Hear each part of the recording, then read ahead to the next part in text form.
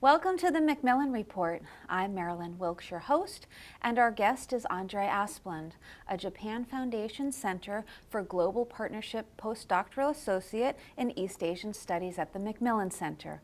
Professor Asplund specializes in Japanese foreign policy and diplomacy in East and Southeast Asia.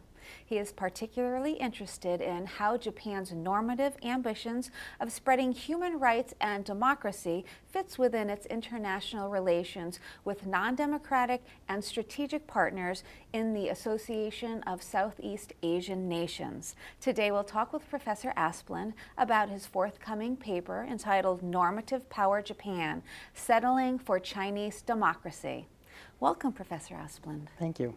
Let's start with an overview of your paper. Tell us about it. So in this paper, I draw on the developments in Japanese foreign policy right now with the new Shinzo Abe government sort of staking out a new direction for Japanese foreign policies where more proactive contribution to peace and security, specifically in the Asia-Pacific region, and how Japan now seeks to utilize its foreign aid program, foreign aid that has been a huge part of Japanese foreign policy, in a more strategic way to contribute more to Japanese national interests. Okay. And in this paper, I'm interested in understanding how such foreign aid has been facilitating any normative power of Japan, the way Japan could disseminate norms to other countries in the region.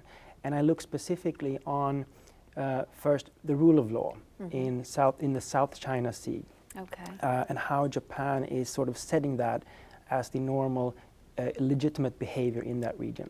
And I want to understand if this normative power is then applicable to more non-security related realms of Japanese foreign policy, such as human rights and democracy. Okay. And what led you to write the paper? What was the catalyst? So I was writing another chapter on the EU and Japan in the sort of era of the rise of China and potential modes of cooperation. And I was intrigued by the European Union sort of not being able to extend its normative power to other areas outside of its sort of geographical confines of the European continent in its foreign trade relationships with, for instance, Vietnam and Myanmar. And so that intrigued me to look into Japan, which is a major player in this region in terms of foreign aid, to see if Japan is able to have a political impact on these countries through these venues of providing foreign aid. Okay, and tell us about your methodology. What did you look at? So the analytical model that I wanted to employ for this is sort of a simplified model where so in terms of sort of measuring normative power being the ability of an actor to set what goes for normal in international affairs, its ability to present its own worldview as compatible with that of the communal aim in target states. And just give us some examples of what normative values would be. So the values that I'm looking at now would be, so the rule of law at sea in the South China Sea, human rights, democratization, those values and norms. And so the methodology was I looked at joint policy speeches where Japan meets a target state, a head of state, and in these venues every year they convey hopes and wishes for the future, problems that they are encountering, and how they want to solve those. And I'm trying to trace if we can see Japan framing these values and issues as something that they see as important for the target state to also comply with. And I sort of trace that through the years in these dialogues to see if we then can have if we find a reciprocation or a sort of joint communique where both parties agree to this and say that this is something that we also strive for. And then I take that analytical model and I try to place that on human rights and democracy. Okay. Japan has a history of isolationism and really showing little interest on the world stage in terms of playing an active role in global affairs. Do you think that is changing based on what you're seeing? I think this is something that has been ongoing for a long time in small incremental steps. Okay. It's an inevitable change that Japan has had to take on by socializing more into the international community. I think it's been highlighted since the now from 2012 and on, the Abe government has highlighted that even more, pushing this narrative that Japan is in fact not a normal country, it's an abnormal country. It's a pacifist, but a passive pacifist country, and it needs to become an actively pacifist country, an actively pacifist country that can, for instance, sell arms to other countries in order to secure democracy. That's sort of the narrative that is being pushed more and more by the growing political right in Japan, as opposed to the political or the sort of diminishing political left that is actually pushing for this pacifism as something uniquely positive for Japan, not something that is abnormal in that sense. Okay. And all of this, I think, needs to be seen against the backdrop of the rise of China, the so-called rise of China, and particularly the perception in Japan and in the US, for instance, and elsewhere, of a China that is increasingly assertive, increasingly aggressive, and it's sort of bent on expansionism, even hegemony. Okay. And that is something that Japan feels it needs to address. Is Definitely, that correct? Yes. and specifically the political right sees that the only way for Japan to be able to answer to this so-called or this perceived threat of the rise of China is to amend the constitution, the so-called peace constitution, Article 9, where Japan renounces waging war as a means to settle an international dispute. But because of public opinion in Japan being against a revision of the constitution, you can see these other small steps that Abe has been taking. For instance, setting up the National Security Council in 2013, the new National Security Strategy, the new Development Cooperation Charter, in which this proactive contribution to peace and security is stipulated over and over again, and where this proactive contribution to peace and security is being linked to a more strategic utilization of foreign aid. Okay, and let's talk about that utilization of foreign aid. How is it changing and why?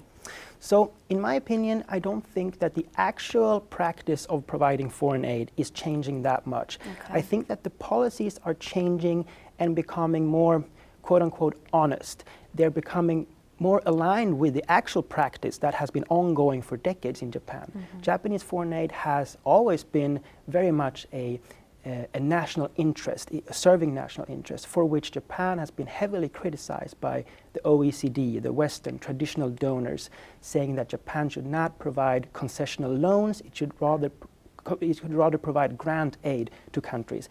It should not build economic infrastructure, hard infrastructure. It should build social infrastructure.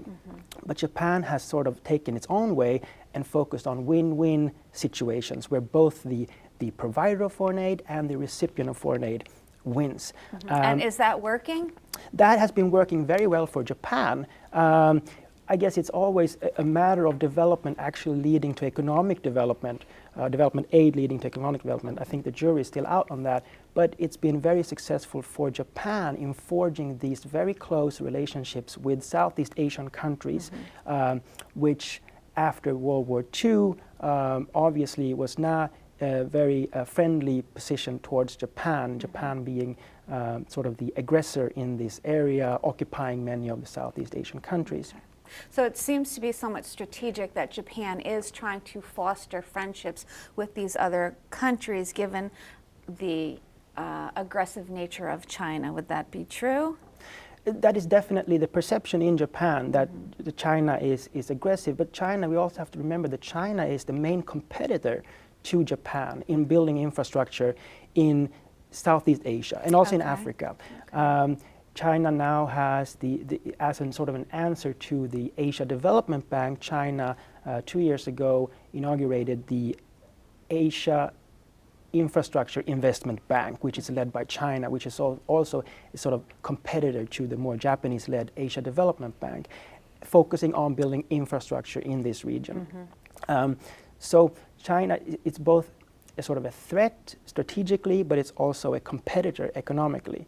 And for that, in that sense, concessional loans being the main modus of providing foreign aid for Japan is very much an economic competitor in that sense. Okay. So what are some of your findings in your paper? So in my paper, I make the case that Japan can indeed be called a sort of normative power in the sense of setting the rule of law at sea as the normal, legitimate behavior in the South China Sea. And for that, Japan has successfully been using its foreign aid in terms of providing vessels, patrol vessels for these littoral states, Vietnam, Philippines, for instance. But it's also been developing the capacity of coastal guards in Myanmar, or in Malaysia and in Vietnam and the Philippines. And so by helping these states, helping Japan to make sure that these seas are ruled by laws and not might, Japan in that sense have been become a normative power. How is China, though, factoring into that sea space as well? So China, in its own sense, is a normative power. China is probably more described for what it's not than what it is. It's not the sort of hegemony of the European Union. It's not the neoliberal cosmopolitanism of the European Union. It's more of a do as I do. We do together. Look at me, I developed this way, you can do the same, as long as it doesn't clash with my development. And I think that's what we're seeing now in the South China Sea. We see a lot of countries that have followed the route of China, developing in China's way, and now that they're clashing. And this is also sort of what's then feeding the Japanese normative power, how Japan can use China as the significant other. China is different. Japan is democratic. Japan is rules abiding. Japan is, by that definition, legitimate in that sense. And look at China. China is the opposite. It's undemocratic. It's a human rights violator. It's not abiding by the rule of law. Hence, China is illegitimate. So, in that sense, that boosts Japan's normative power with the countries that are in disputes with China. Okay, and what do you conclude? So I think I conclude on a country level that Japan's foreign aid in terms of facilitating democratization and human rights adherence in countries that are not specifically democratic and not specifically interested in human rights. Such as which ones? Such as a number of ASEAN countries, Okay. For instance Laos, for instance Vietnam, for instance Myanmar. Japanese aid geared specifically towards human rights and democracy in that sense will only be as effective, or it will only be as used to the extent that it is actually leverage against Chinese competition. Okay. As soon as those two things clash, that will not be effective. But on a more regional level, an ASEAN level, Japan, by ascribing already ASEAN as sharing these values with Japan, as Prime Minister Abe has been doing, saying ASEAN is democratic, it's human rights sharing, and so on. In effect, what that is doing, it's legitimizing a sort of Chinese democracy. It legitimizes, or it allows China to set the threshold for what these countries need to fulfill in order to be recognized as democracies by Japan. So effectively saying that some of these countries not being that democratic, you can be part of this in-group, this democratic, universal values believing group, by only committing to a level of democracy on par with China.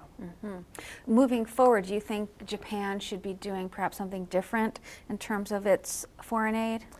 I think what we're seeing right now in the aid community is the OECD DAC, the Western traditional donors, are realizing that they are becoming obsolete. Their way, the traditional way of providing aid, is not competitive anymore. The emergence of China as a huge aid donor, taking up on the old way that Japan used to provide aid, is now getting Japan to also looking back at how it used to provide aid, more win-win, more self-interest. And that in turn is getting the Western world to see, okay, this is what we need to do if we want to stay competitive in the foreign aid business, because that's what it is, it's a business. We need to start think about this more in terms of win-win. And hence the term foreign aid is sort of diminishing and is increasingly becoming development cooperation. Okay, and what are your next steps in terms of your research? I know you're here as a visiting scholar. What have you been working on while you're here, and where are you planning on going next? So my first project was on this European Union and Japan cooperation in the era of the rise of China. What I want to do in the future now is I'm going to investigate more these sort of venues that I think are being facilitated by Japanese foreign aid in these countries that are less than democratic, and see if these venues, if the actual fact that Japan has not been conditioning its foreign aid with political requirements, if that can open up a venue of trust and recognition that in the future might be fruitful for normative power, or a way to sort of leverage against China. Very interesting. Thank you for being here with us today and sharing some of your work. Thank you so much. For more information about Professor Asplund and his research, please visit our website at macmillanreport.yale.edu. Be sure to join us again for another episode of the Macmillan Report, made possible through funding from the Whitney and Betty Macmillan Center for International and Area Studies at Yale.